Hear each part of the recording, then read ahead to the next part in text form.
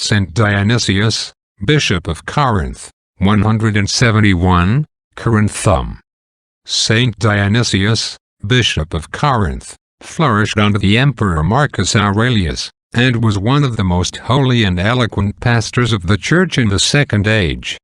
Not content assiduously to instruct his own flock with the word of life, he comforted and exhorted others at a distance.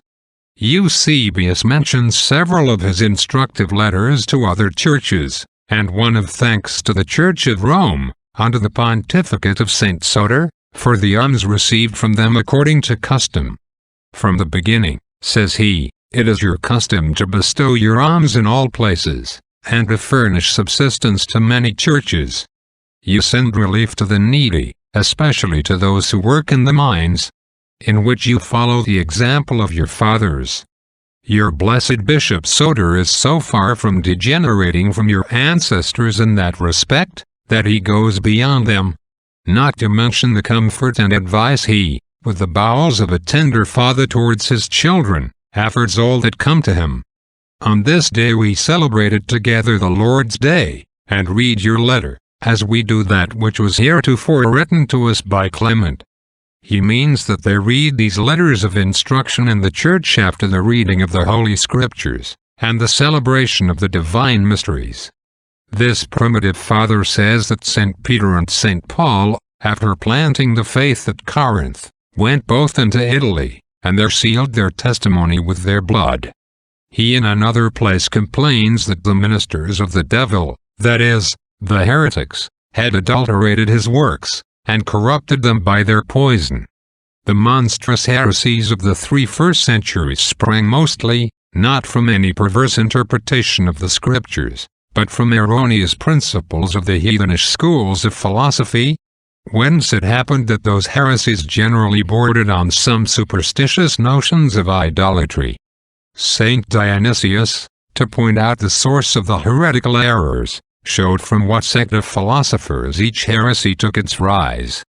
The Greeks honor Saint Dionysius as a martyr on the 29th of November, because he suffered much for the faith, though he seems to have died in peace. The Latins keep his festival on this day, April 8th, and style him only Confessor. Pope Innocent III sent to the Abbey of St. Denis, near Paris, the body of a saint of that name brought from Greece. The monks, who were persuaded that they were before possessed of the body of the Areopagite, take this second to be the body of Saint Dionysius of Corinth, whose festival they also celebrate. Amen.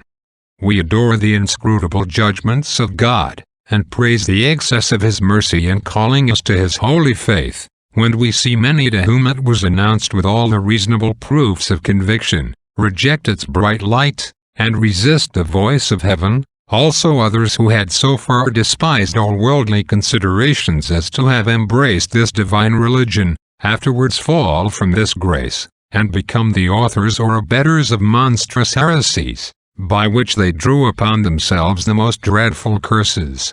The source of their errors was originally in the disorder of their hearts, by which their understanding was misled. All those who have made shipwreck of their faith, fell because they wanted true simplicity of heart. This virtue has no affinity with worldly simplicity, which is a vice and defect, implying a want of prudence and understanding. But Christian simplicity is true wisdom and a most sublime virtue. It is a singleness of heart, by which a person both in his intention and all his desires and affections has no other object but the pure and holy will of God. This is grounded in self-knowledge, and in sincere humility and ardent charity. The 3 main enemies which destroy it are, an attachment to creatures without us, an inordinate love of ourselves, and dissimulation or double-dealing. This last, though most infamous and base, is a much more common vice than is generally imagined, for there are very few who are thoroughly sincere in their whole conduct towards God, their neighbor, and themselves. Perfect sincerity and an invariable uprightness is an essential part, yet only one ingredient of Christian simplicity. Nor is it enough to be also disengaged from all inordinate attachments to exterior objects, Many who are free from the hurry and disturbance of things without them, nevertheless are strangers to simplicity and purity of heart, being full of themselves, and referring their thoughts and actions to themselves, taking an inordinate complacency in what concerns them, and full of anxieties and fear about what befalls, or may befall them. Simplicity of the heart, on the contrary, settles the soul in perfect interior peace. As a child is secure in the mother's arms, so is such a soul at rest in the bosom of her God, resigned to his will, and desiring only to accomplish it in all things. The inexpressible happiness and advantages of this simplicity can only be discovered by experience.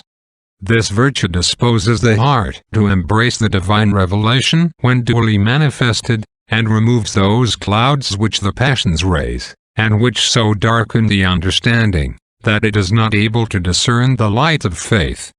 Amen. Benedicat vos omnipotens Deus, Pater, et Filius, et Spiritus Sanctus. Amen.